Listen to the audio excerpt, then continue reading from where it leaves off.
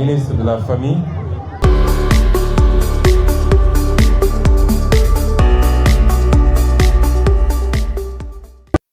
Concernant les problèmes auxquels nous faisons face dans nos écoles, nos daras, nos quartiers et dans la société en général. Nous croyons fermement que chaque enfant mérite d'évoluer dans un environnement sûr, respectueux de ses droits et propice à son épanouissement. Nous sommes conscients de nos devoirs en tant qu'enfants et nous nous engageons à les respecter. Cependant, nous rencontrons de nombreux obstacles qui entravent notre développement. Voici les points sur lesquels nous sollicitons votre attention et intervention. Défis majeurs identifiés. Dans le volet 1, nous avons le cadre juridique, d'où nous voyons l'inexistence d'un code de l'enfant. Ce code de l'enfant, nous le jugeons comme indispensable pour chaque État qui se dit protecteur et promoteur des droits de l'enfant. Dans le volet 2, exploitation et errance des enfants dans les rues. Nous parlons de la persistance du phénomène des enfants en situation de rue et de la mendicité forcée. Par ailleurs, dans le volet 3, éducation et formation, nous parlons de la non-scolarisation et la déscolarisation des enfants, du manque d'établissements scolaires et de centres de formation adaptés aux enfants en situation de handicap, enfants atteints d'infirmité motrice, de trisomie 21, d'albinisme et de déficience intellectuelle, mais aussi l'absence de mécanismes d'insertion professionnelle pour les enfants des daras. Dans le volet santé et bien-être, nous parlons de l'insuffisance de structures de santé et de personnel adapté pour la prise en charge des enfants que j'ai énumérés plus tôt, mais aussi de l'inaccessibilité à la crème solaire pour les enfants vivant avec l'albinisme, de la santé mentale des enfants négligés, de l'absence d'accompagnement psychosocial dans les écoles et dans les daras, des mauvaises conditions de vie des enfants dans certains daras, à savoir l'hygiène, l'accès à l'eau et à l'électricité. Dans le volet technologie et réseaux sociaux, nous parlons de la protection des enfants en ligne, que nous jugeons peu, du cyberharcèlement et des mauvaises influences des enfants sur le net, de l'absence de contrôle parental et d'exposition prolongée aux écrans, et de l'accès des enfants aux jeux de hasard. Dans le volet sécurité et violence, nous parlons des violences sexuelles, physiques, morales, faites aux enfants, à savoir viol, attouchement, pédophilie, harcèlement sexuel, châtiment corporel et injures, des mariages d'enfants et des mutilations génitales féminines, de l'implication des enfants dans les phénomènes de l'immigration clandestine. Dans le dernier point, nous parlons des politiques publiques, où nous voyons une insuffisance du budget alloué à la protection de l'enfant. Ainsi, nous recommandons au cher Premier ministre, dans le cadre juridique, l'adoption du Code de l'enfant, le relèvement de l'âge légal du mariage des filles de 16 à 18 ans, de l'assistance obligatoire d'un conseil pour les affaires concernant les enfants. Dans le renforcement de la protection sociale, nous proposons la gratuité des soins pour tous les enfants, couverture sanitaire universelle, de l'augmentation des programmes de protection sociale, filets sociaux pour les enfants en situation de pauvreté ou vivant avec un handicap, l'application des avantages liés à la carte d'égalité des chances. Dans le volet éducation et formation, nous souhaiterions un accès universel et sans discrimination à l'éducation, notamment pour les enfants handicapés. Renforcer l'hygiène dans les établissements avec des toilettes mixtes et sensibles à la gestion de l'hygiène menstruelle. Rendre accessibles les établissements scolaires et centres de formation aux enfants handicapés, enfants atteints d'infirmité motrice, de trisomie 21, d'albinisme et de déficience intellectuelle. De mettre en œuvre des centres d'accueil et de prise en charge des enfants. L'intégration des modules de droits de l'enfant dans les écoles. Dans le volet santé et bien-être, nous voulons la gratuité du certificat médical et les frais liés à la justice pour les enfants victimes de violences. Une prise en compte de la santé mentale des enfants et des impacts sur les réseaux sociaux. Le renforcement de l'accès des enfants handicapés aux structures sanitaires. La lutte contre le décès maternel et infantile. Assurer la gratuité des serviettes hygiéniques dans les écoles et les communautés pour garantir la dignité des jeunes filles. La gratuité de la crème solaire pour les enfants vivant avec l'albinisme. Volet technologie et réseaux sociaux. Nous voulons l'application de l'observation générale numéro 25 sur l'environnement numérique des enfants, la sensibilisation à l'utilisation des logiciels de contrôle parental comme Google Family Link, la promotion des modèles d'influence positifs chez les enfants,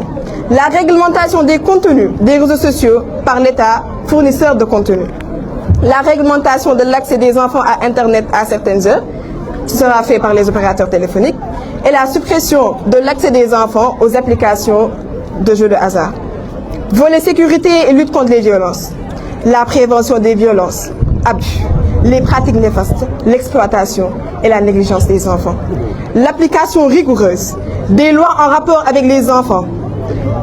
violences faites aux enfants, viol, travail des enfants, châtiment corporel, harcèlement. L'application rigoureuse des sanctions contre la vente des stupéfiants aux enfants. La mise en place de centres d'accueil pour les enfants victimes et en situation de vulnérabilité. Le renforcement de la protection des enfants victimes en danger, témoins et en conflit avec la loi. La sensibilisation de la population afin de mettre fin à la stigmatisation, aux discriminations et aux violences que subissent les enfants handicapés au quotidien. Et pour finir avec les politiques publiques, la redynamisation du comité intersectoriel national de la protection de l'enfant qui est présidé par le Premier ministre Ousmane Sonko. L'augmentation du budget alloué à la protection des enfants. Chers tous, je ne pourrais terminer mes propos sans dire que ce mémorandum il a été écrit par tous les enfants du Sénégal. Mais on s'était organisé en un comité pilote. C'est ces 8 personnes que vous voyez ici. Et je peux vous dire que c'est au dernier moment qu'on a su que ce serait une seule personne qui allait parler. Mais je trouve que chacun était venu avec un cri de cœur. Et j'aimerais si possible qu'on les laisse partager leur cri de cœur. Merci. Ah, monsieur le Premier ministre, dégg nga sa doom jooju xam nga xale bi def na assise yi xam nga tey boo doon woote conseil présidentiel wala conseil da nga am interministériel xale bi def ci ak kër bu rëy loolu bu wax nag mooy li nga xam ne moom moo ñu dal léegi nag ñu ngi jox nag kàddu le représentant technique et financier société civile buñ fi nekkee ci nekk di kàddu l'UNICEF ñu ñëpp toog nag léegi xale yi yéen ñëpp toog leen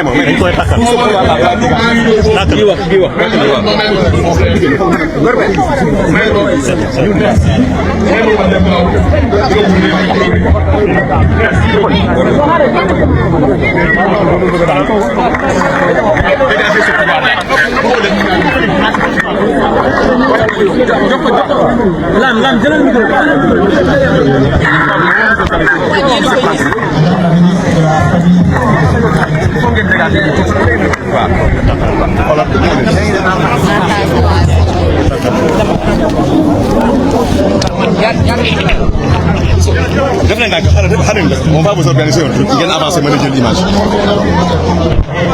Mais la dame là, elle sent. D'accord, mais la directrice de la promotion pour cette initiative qui offre aux enfants venus de toutes les régions du Sénégal une tribune unique pour faire entendre leur plaidoyer auprès des plus hautes autorités du pays, en présence de son Excellence Monsieur le Premier ministre et des membres du gouvernement. Madame la ministre de la Famille et des Solidarités, dans un pays où plus de la moitié de la population a moins de 19 ans, c'est le présent et le futur du Sénégal qui se jouent dans la manière dont nous écoutons, éduquons, protégeons et soutenons nos enfants. Écouter les enfants, c'est donc construire un meilleur avenir. Je sais que cette initiative vous tenait à cœur et je tenais sincèrement à vous remercier pour votre engagement et celui de vos équipes pour amplifier la voix des enfants. Cette marche est bien plus qu'un symbole. C'est une marche d'espoir et de vérité à travers laquelle les enfants nous rappellent que leurs droits ne sont pas négociables. Ce sont des engagements concrets. En ratifiant la Convention relative aux droits de l'enfant il y a 35 ans et la Charte africaine des droits et du bien-être des enfants 10 ans après, le Sénégal a affirmé et continue à démontrer son engagement à garantir à chaque enfant l'accès à l'éducation, à la protection, à la santé et à un environnement propice à son plein épanouissement. Chers enfants, je tiens à vous féliciter pour votre démarche courageuse qui nous remplit d'espoir et de fierté. Le mémorandum que vous adressez aujourd'hui au gouvernement, à travers son Excellence Monsieur le Premier ministre, est un acte de citoyenneté fort qui reflète une jeunesse consciente, déterminée et engagée à faire entendre sa voix pour construire un Sénégal plus juste, plus inclusif et plus protecteur. Vous avez mis des mots clairs sur les défis bien réels, à savoir la persistance des violences contre les enfants, la déscolarisation, les difficultés d'accès à la santé, la vulnérabilité des enfants vivant dans la rue, les discriminations subies par les enfants en situation de handicap, le manque d'accès à des services de santé mentale, le non-enregistrement d'enfants à l'état civil, qui les prive du droit à l'identité, ou encore le peu de ressources allouées à la protection de l'enfance. Vos propositions sont réalistes et en droite ligne avec des évidences concernant la situation des droits des enfants au Sénégal, où un enfant sur deux vit malheureusement dans la pauvreté multidimensionnelle et se voit ainsi privé des droits essentiels. Ces propositions font également écho aux recommandations récentes du Comité des droits de l'enfant des Nations Unies et du Comité africain d'experts des droits et du bien-être de l'enfant. Excellence, Monsieur le Premier ministre, je tiens à saluer l'écoute active dont votre gouvernement fait preuve envers les enfants du Sénégal. À travers la vision 2050 et les réformes structurantes en cours,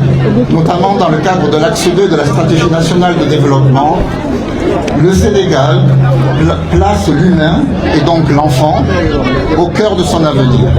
Comme vous l'entendez aujourd'hui, les propositions émises par les enfants sont profondément alignées avec ces priorités nationales, notamment celles visant à améliorer la qualité des apprentissages, renforcer l'inclusion scolaire et garantir des services de santé et de protection adaptés pour tous les enfants. L'UNICEF et ses partenaires sont fiers de contribuer à cet agenda national de transformation qui, nous le croyons, fera la différence pour les enfants. Dans cette perspective, je souhaite, Excellence Monsieur le Premier ministre, vous affirmer que nous sommes pleinement engagés à vos côtés pour traduire cette vision en actions concrètes et en politique publique inclusive et en services de qualité pour les enfants, sans distinction.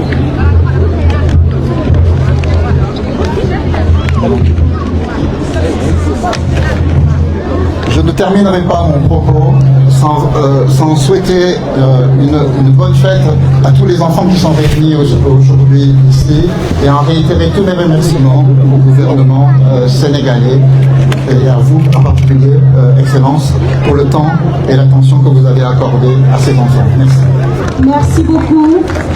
Au nom de tous les enfants du Sénégal, nous vous disons merci et merci à tout le personnel également de l'UNICEF. Gis nañ taxawaay bi, gis nañ également ni ngeen jàppale doomu Sénégal lu am solo yi nga xamante ni yéen a ngi koy def. Merci beaucoup également à Madame Sonko qui a bien voulu venir soutenir ses enfants. Mi ngi ñëw ànd ak ñi bëgg ngeen may ko loxo bu baax a baax a baax.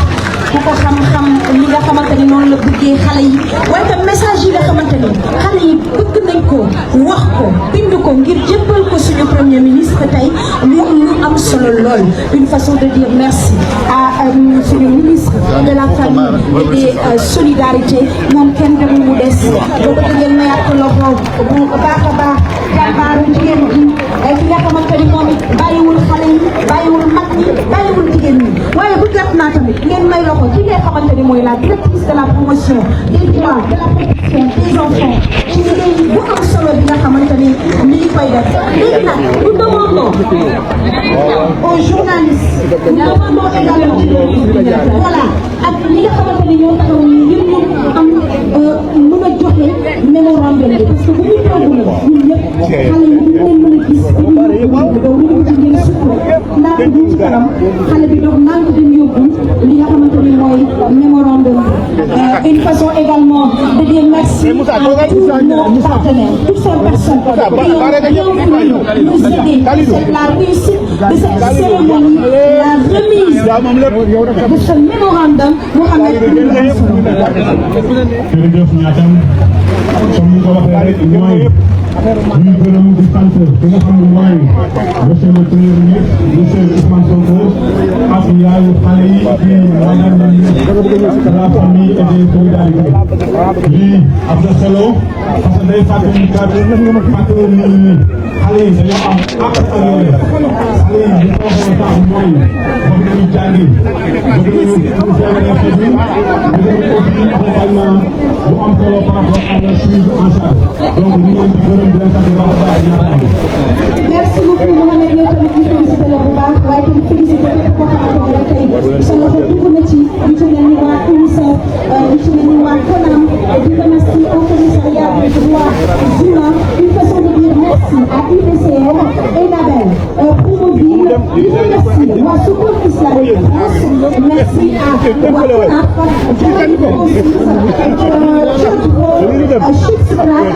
Sonatel ici merci à CE2 CSU et couverture universelle merci à Pumon PUDC FSN OMPN kon nag xale bi mi ngi joxe mémorandum bi te dama bëgg waa fédération également ñu leen di remercier bu baax kon may leen loxo xale bi bu baax a baax ndax mi ngi noonu di dem ci suñu premier ministre ñu jox ko li nga xamante ni mooy mémorandum bi léegi nag li ci des mooy ñu def place daal di jox suñu premier ministre monsieur Ousmane Sonko ñu ay kàddu la war a jël jëmale ko ci xale yi ba bëgg ngeen tàcc ko bu baax a baax a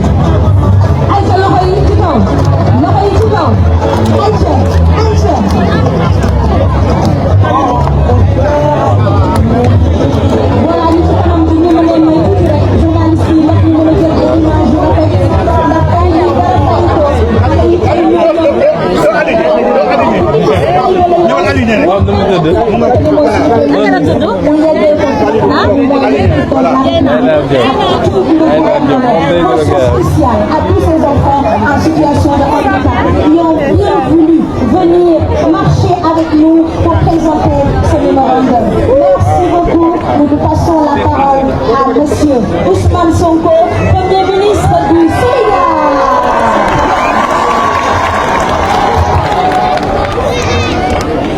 Madame le ministre de la Famille,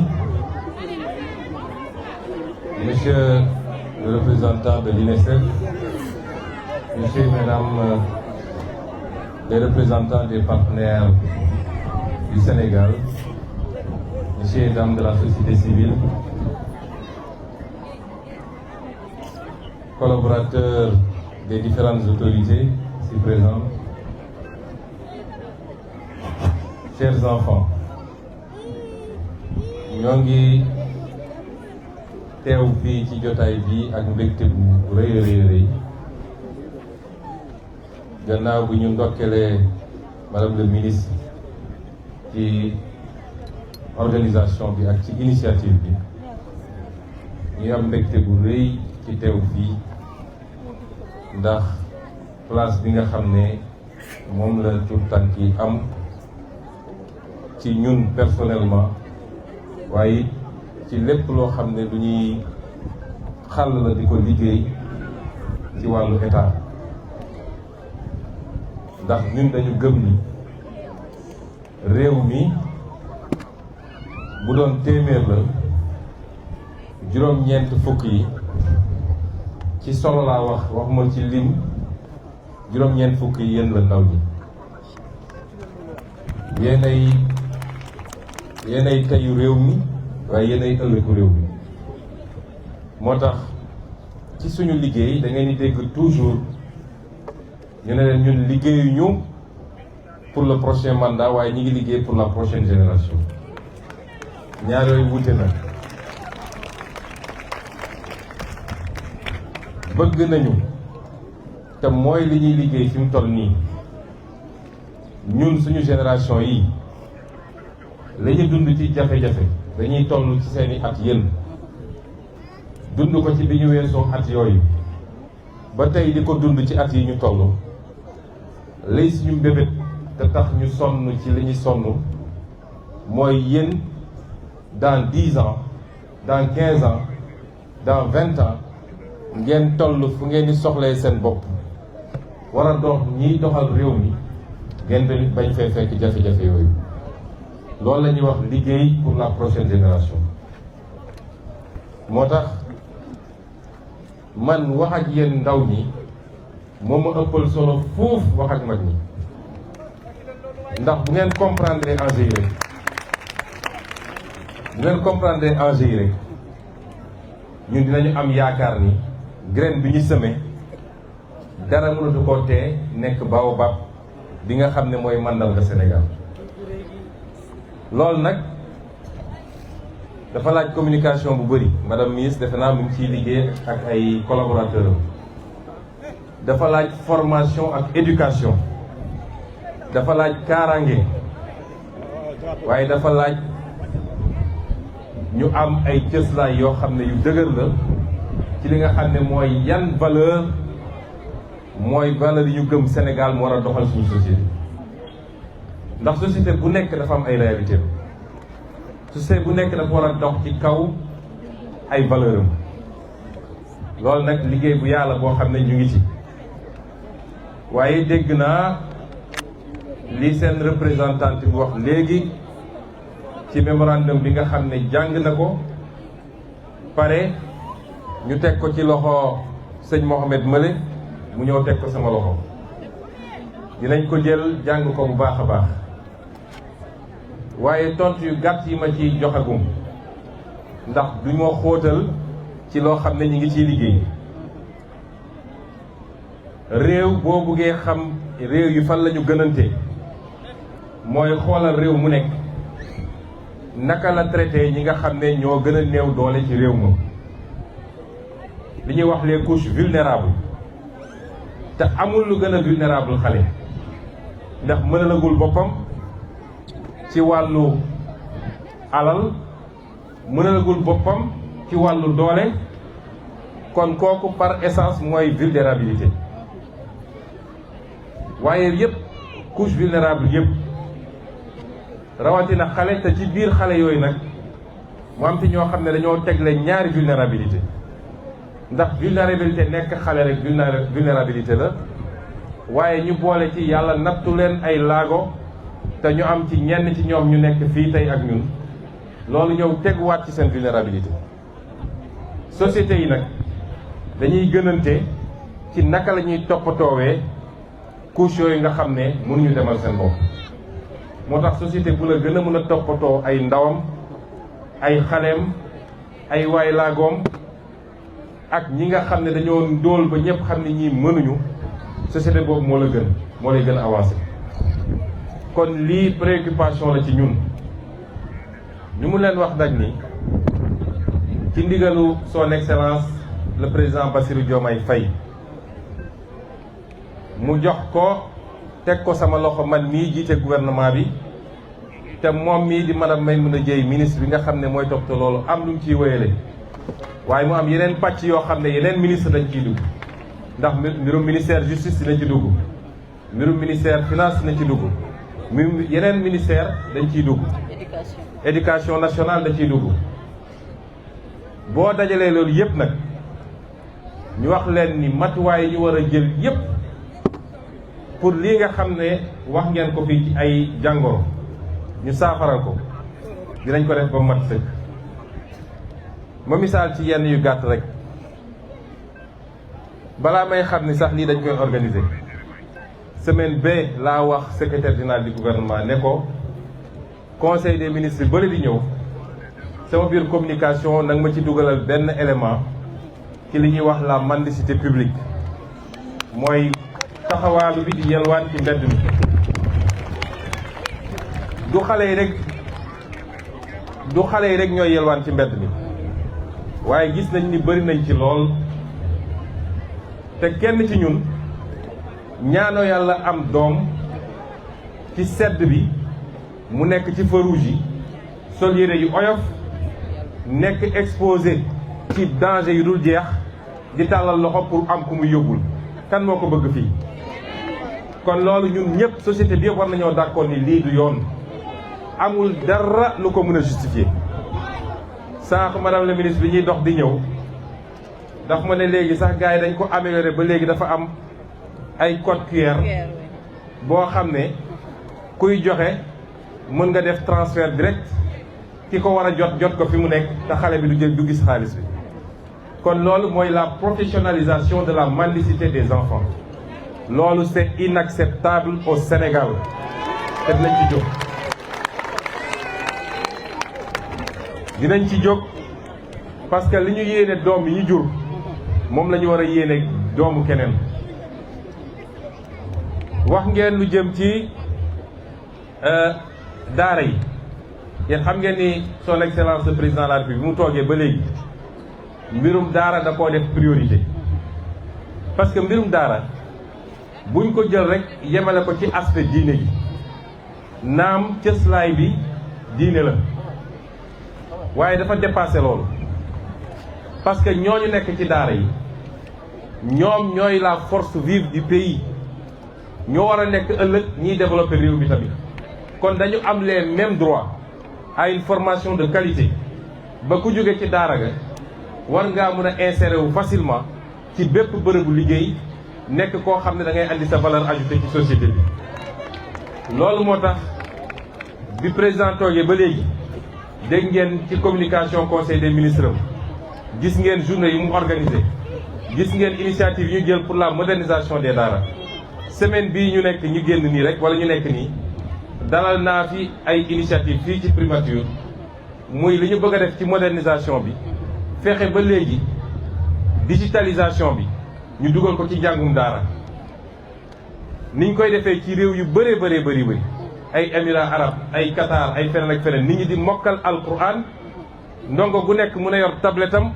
kiy jàngale nekk muy jàngale di leen jàngal te duñu am exposition warula leen dajale ci bërëb boo xam ne mënoo leen fa dajale ñi am kattan gi nga xam ne mën nañu dajale ay xale ci bërëb ñu def ko ku ko amul nga bañ a dugg ci loolu mais ñu yeneen mooy yoo xam ne li am solo mooy na njàngale bi yegg ki war a jàng ki war a mokkal loolu moo ci am solo te danger du am ci xale bi kon loolu ci suñuy programme yu ëpp solo yoo xam ne ñu ngi ciy liggéey suba ak ngoon guddeeg bëccëg wax ngeen ci li jëm ci wàllu violence yi dafa am loo xam ne du mbirum nit warul mun a yëkkati loxoom ba ci doom gi nga jur sax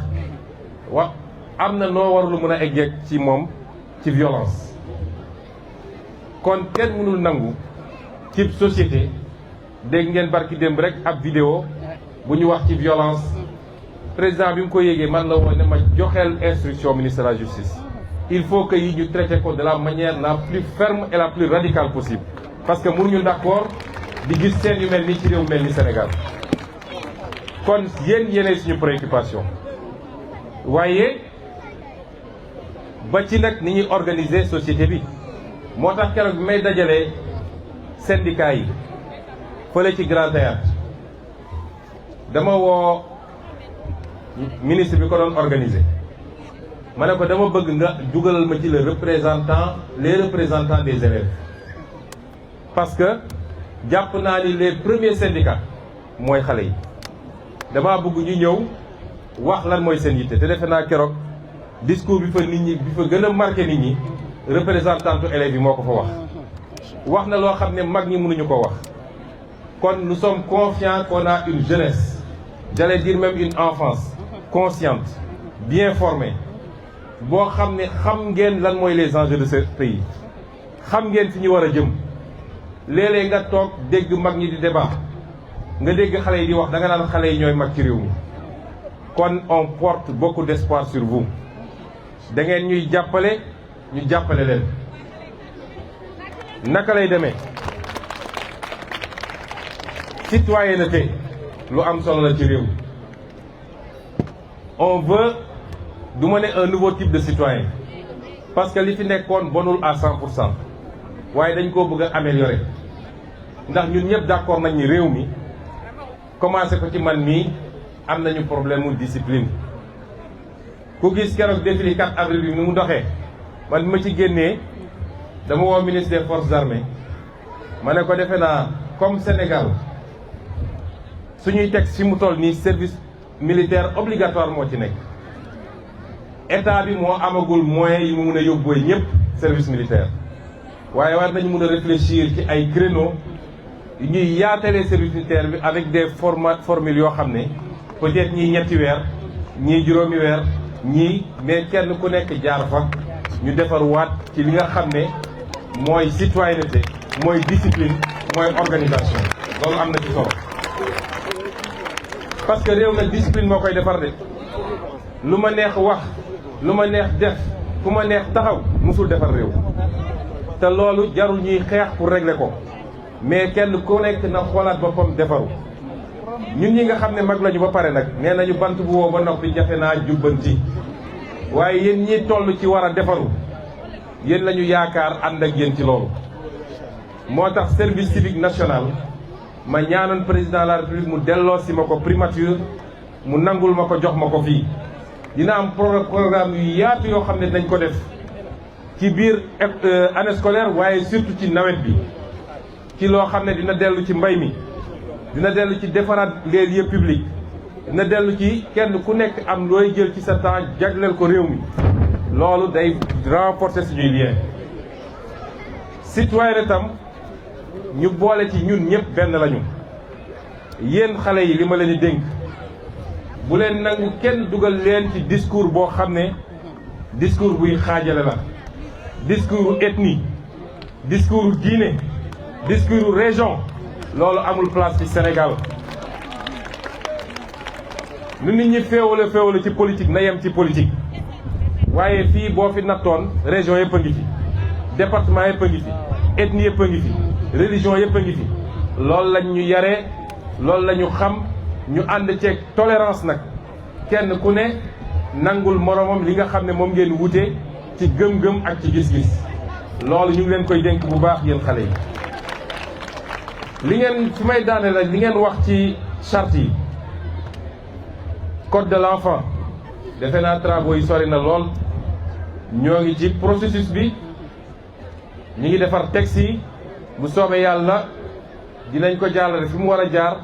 voté ko fi ñu ko war a voté ba nga xam ne dinañu renforcer la protection de l'enfance te ci lu soreekul incha allah ñi nga xam ne ñooy ñi dund ak ay laago ba ci li xale bi wax léegi am na ñoo xam ne tey fii ñu taxaw bu ñu fi taxawoon am problème ndax yàlla nattu na leen problème mu der te léeg-léeg jot seen crème sax day jafe ñu leen di wooye ay albinos loolu benn exemple rek la soo jëlee xale yi nga xam ne ay autiste lañu fii xale yi fi nekk yëpp nekk ci ay chaise kenn ku ne am na benn xeetu laago bu mu am boo xam ne andi na jafe-jafe ci moom waaye andi na jafe-jafe ci ay waajuram ba mën suñu xëy liggéey loolu suñu yéene mooy ñu accompagner famille yooyu accompagner leen ba ñu yéeg ni état bi taxaw na leen te am na programme boo xam ne ñu ngi ciy liggéey ci loolu la jëm kon may dalal xelu xale yi yéen yéen a ñu tax a jóg yéen yéen ay Sénégal ñun mënatuñu am lu ñu amuloon Sénégal ku dund ba yàlla may la as tuut fii ñi fiy mag ñëpp nag luñ fi amati rek buuñaa la bonus la waaye mënatuñu am lu ñu amuloon kon suñuy sonn di xeex suba ak ngoon pour seen avenir la yéen na ngeen doon une jeunesse consciente bu leen kenn dugal ci yenn idéologie réew mi yàlla defal nañu fi loo xam ne ñun ñëpp bu ñu takkoo am un minimum de consensus yóbbu ko foo xam ne ci 10 ans ñëpp dinañu jaaxle.